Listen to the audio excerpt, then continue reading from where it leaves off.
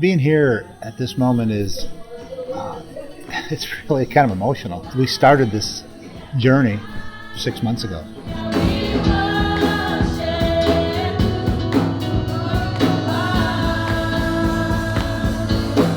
It began with a small conversation with one ministry partner in Central America.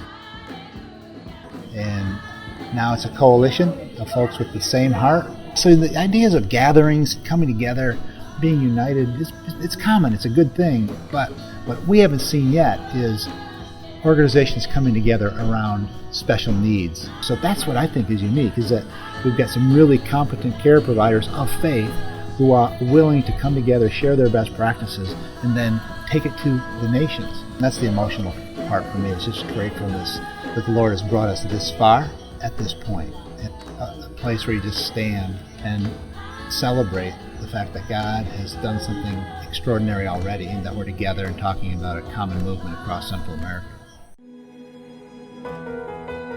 There are so many different organizations doing so many good things, but we're not going to sit and count on them to do the job that we're supposed to do.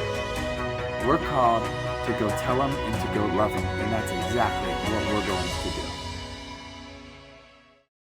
I remember how sad it was the first time I went to Haiti, and I was blown away because I saw probably 100 nonprofits. In certain places, there's a nonprofit every, 20, 25 yards. You'll be on a corner and you'll see 4 nonprofits there, and you'll think, what are you doing? There's 4 nonprofits here, and there's 40 kids that are begging on the same street. It doesn't correlate. It doesn't make sense.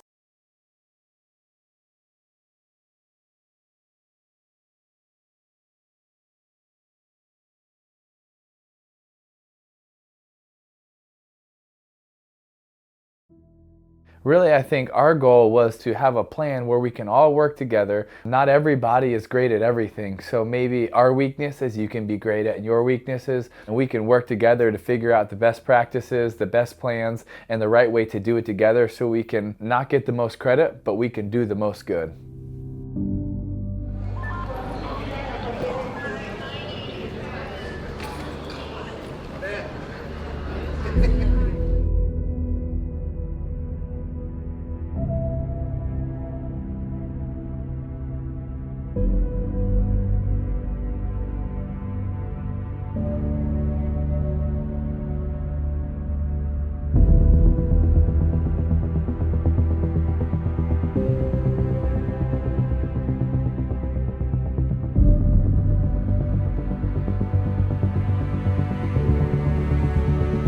Welcome at Ikondo. I will get your name so that you can go to your home. Right behind me is Ikondo Guest Village. It's part of the Hands and Feet project, and really the idea here is to provide jobs. When we bring people to Haiti to come check out what we're doing, what God's doing in Haiti, they get to stay here, and it tells kind of a bigger story about Haiti being a destination again.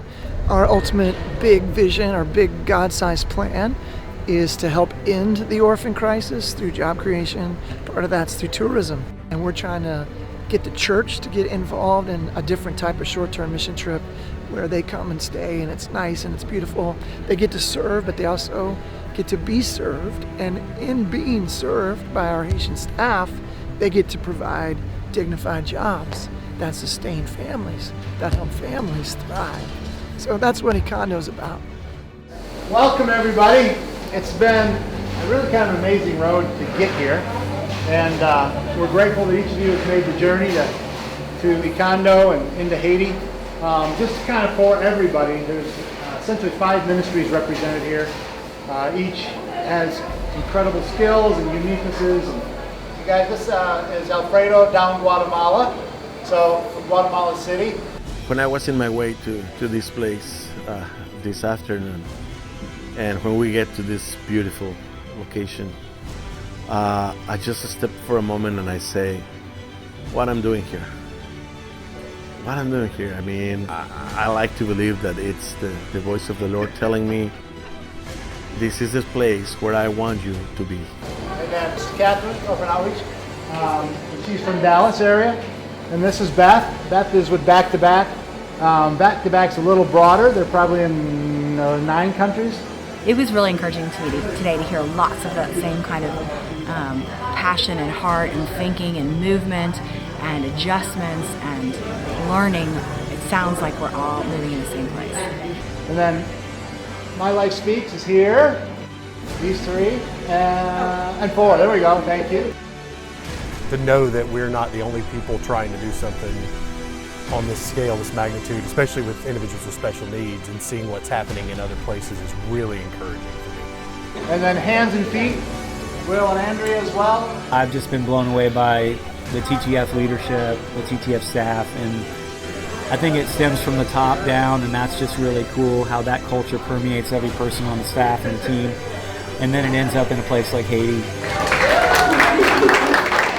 Not that we ever necessarily wanted to take the role of leaders for other NPOs, but I think that we just wanted to encourage them and come alongside of them and work together. That it's not about TTF getting the credit, it's not about them getting the credit, it is about the work being done. And honestly, I think more than anything, I think that's something I learned from my dad. The goal is just about the good being done, the action getting done. Someone's got to do it. And he would never say, oh, he did it, but I would know. And he would just never tell anyone. I just thought that was just an incredible quality, and hopefully that's a quality that TTF tries to represent as well.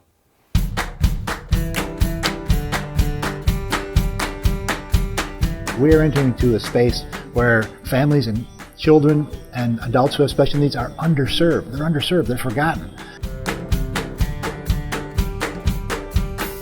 The tangible goal of the summit would be training others who then can equip families. So we want to create more outposts of care providers. And so we're going to go at it by starting in villages with competent care providers who then train up others who are willing to fight for those who can't fight for themselves, stand on the line, and then we'll grow off of that discipleship model. Adopting that which you will. There's nothing mandatory about any of this. Adopt that which makes sense based upon what God has called you to. I would say, going off of what Anne-Louise talked about, another one of our best practices is being so integrated in the community. Yeah.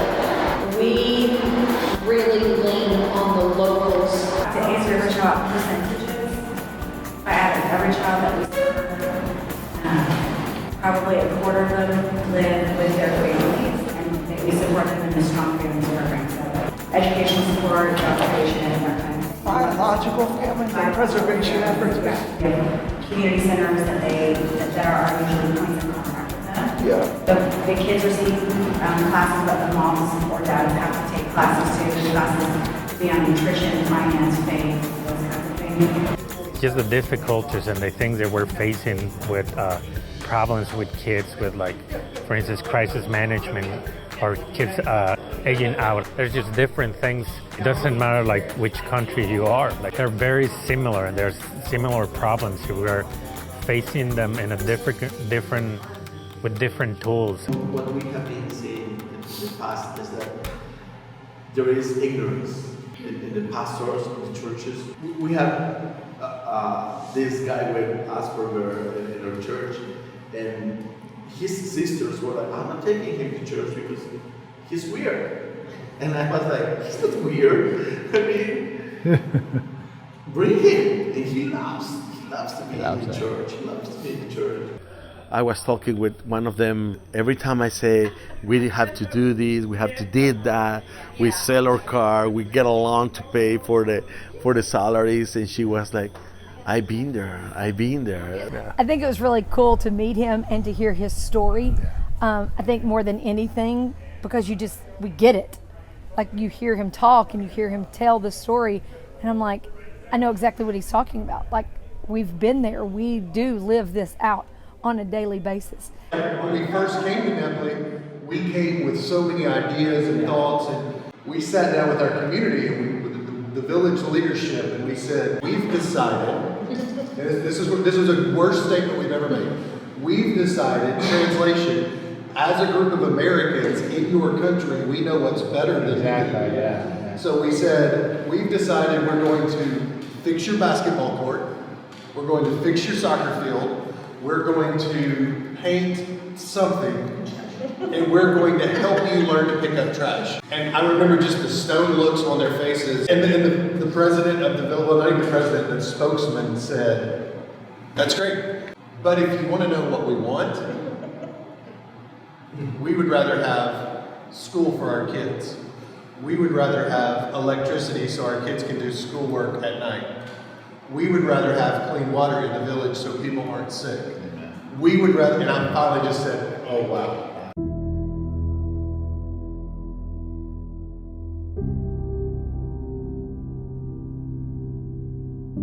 We want to create jobs in Haiti because we feel like that's the piece that needs to be the sort of thing we grapple with right now.